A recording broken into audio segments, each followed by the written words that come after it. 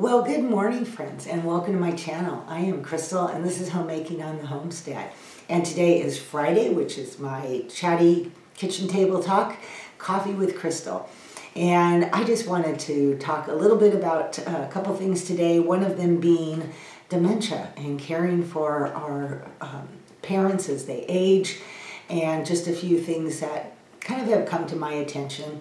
The other thing that I want to chat with you guys today about is the ministry of homemaking, or homemaking as a ministry, as well as all the other little fun things that we talk about and share about. So, ladies, grab your cup of coffee and let's chat.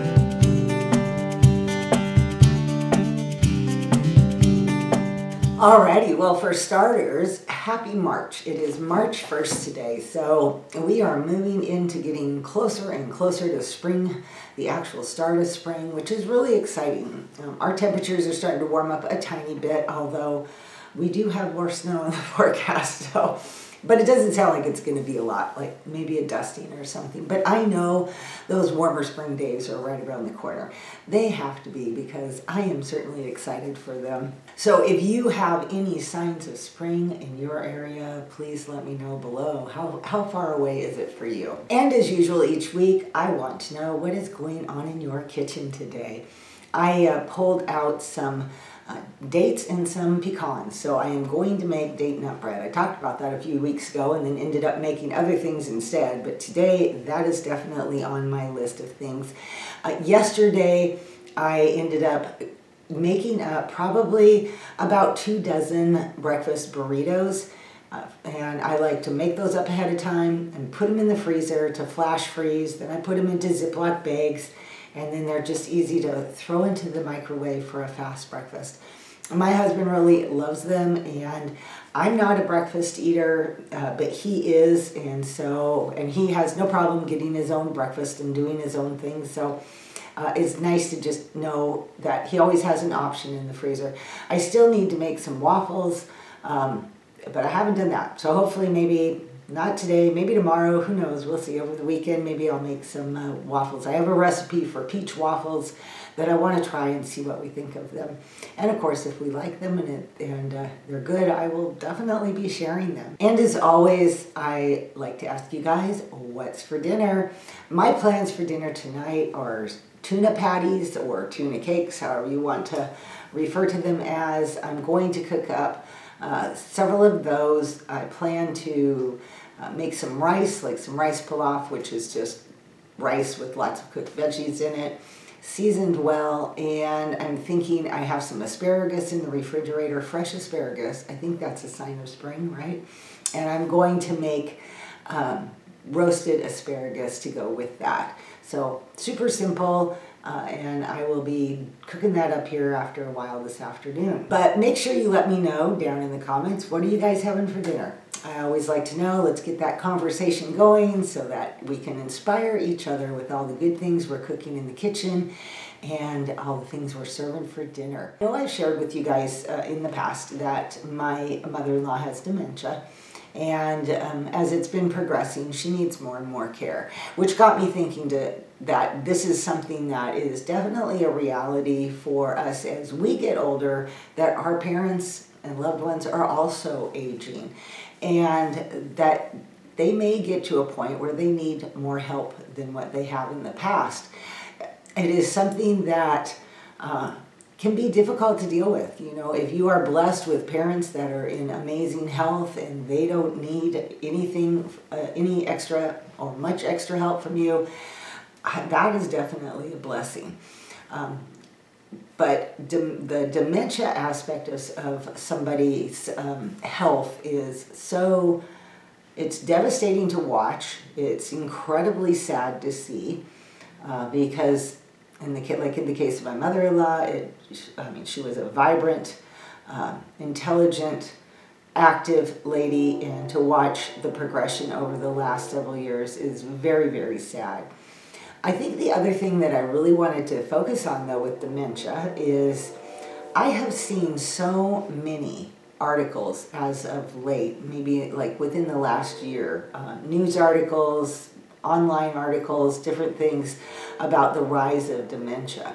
And it really has got me thinking as to why we have such an increase in dementia at this point. I've seen, there was an article recently in the newspaper that talked about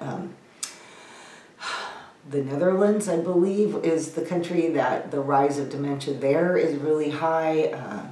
My husband was talking to some friends of ours in England, and they're having the same problem, that dementia cases are just going up like crazy. And I just don't really, I don't know. I mean, I don't have any answers as to why it is going up. Is it something to do with diet, food quality? Those are the most obvious things that I see.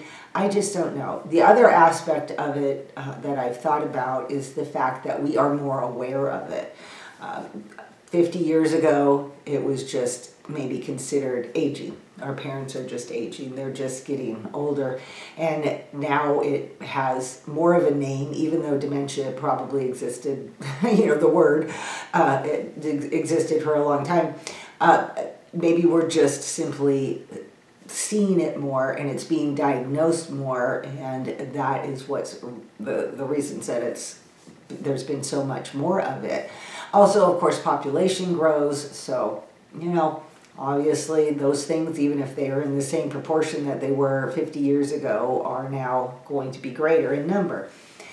I'm not sure, but I just wanted to bring it up because it is definitely one of those things that a lot of people do have to deal with when they have aging parents.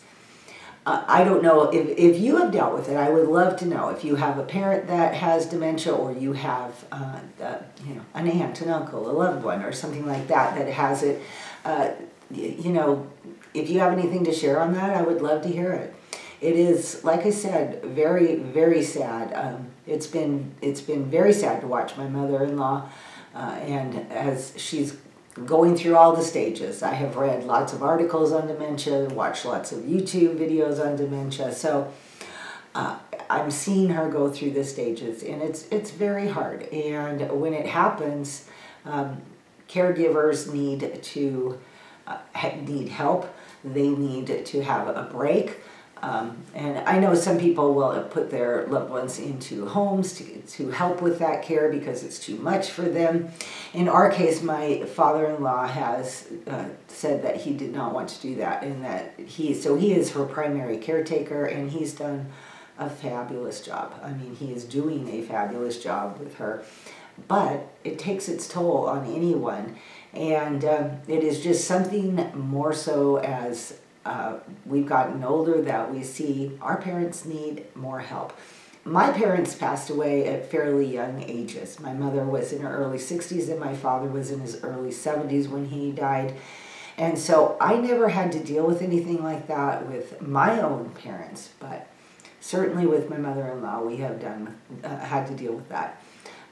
And there's just so many difficult choices for us to have to make at this point in our life, as far as, you know, if you're the one that is the responsible person for your loved one, what kind of choices have you had to make? What kind of choices do you make? And it may not always just be dementia, but there are a lot of other things that can require more help and more assistance as our parents age. And so it's just a difficult time that I thought I would just shine a light on, because it is something that, as we're in this stage of life, that most of us are going to see more and more of. So if you have anything to add to that, or if you are experiencing and walking through those things with your own parents right now, or loved ones, could be an aunt or an uncle or some other family member, but you know, I'd love to hear your story and how you are managing that and dealing with that. And then basically the last thing that I wanted to share today with you guys is the whole concept of homemaking being a ministry. Our society, of course, does not look at it that way at all, do they? I mean, and culturally, it's it's looked as demeaning work, or it's looked at why would you choose to be a homemaker, or why put that value on your home, or anything like that. It just isn't looked at in a favorable light in our culture today, which is unfortunate. But again, we always need to be out there shining as that light, that bright light for Christ, and for holding the values that the Bible has, and realizing the importance of the work that we do at home. I want to encourage everybody today to realize that everything they do for the benefit of their family is service, and it is a ministry. I made a couple notes on this, as I usually do with my videos, and I just wanted to talk about the word ministry for a minute. So it comes from a Greek word, and I'm going to show you right now how much I do not know Greek. I looked at the pronunciation, listened a few times, but anyway, the word is diakonio. That is the Greek word. That is where the word ministry in the Bible comes from, and it means the act of serving. And when we look at homemaking, that is what we're doing. We are serving our families. And then I thought I would also bring to light that Jesus himself said in Matthew that he came to serve, not to be served. And one thing that I've always told ladies over the years is that the Lord chose you to be the one to take care of your family because he saw you as the most capable. He gave you a husband. He gave you children. He gave you whatever, all the people under your care. He gave those people to you because he felt like you were the most capable of taking care of them. And I think it helps us to maybe better understand why it is important for us to just give 100% of what we have for our homes and for all the people that come into our homes. Whether they are family, friends, whoever comes into our home, that they are coming into a home that is loved, that is cared for, that is nurturing, bringing peace to other people as they are in our house, and that is a ministry. Elizabeth George has a great quote on that where she says, "True love is service in working clothes." I like that. And that came from the book, The Remarkable Women of God, that I've talked about plenty of times. But I just think it's important for us to remember, and that's the main thing I want to leave you all today with, is the importance to remember the value of what you do every day in your home. Whether you are, doing the small mundane things or you're doing bigger things, that your home is your ministry. A ministry does not have to be going to a foreign country to preach the gospel. It does not have to be other services outside the home. Of course it can be, but to realize that what you do in your home is a service and it is a ministry. God has called you to that. He's given you this amazing domain of a home to be responsible for, to work hard for, to do all the things that we do as homemakers for the benefit of your husband, for the benefit of those who walk through your door, children, grandchildren, whoever they may be that come through your door, that you are there to provide this amazing place that the Lord has blessed you with and given you the care and control over. And I also tend to think that when we serve others, that is where we experience the greatest joy. All right, ladies, this may be a little bit shorter coffee with Crystal today. I'm not sure. We'll see when I get to the editing aspect of it. I am just going to move on today and try to get some more things done in my house. It is sheet changing day. It is laundry day for a few loads at least.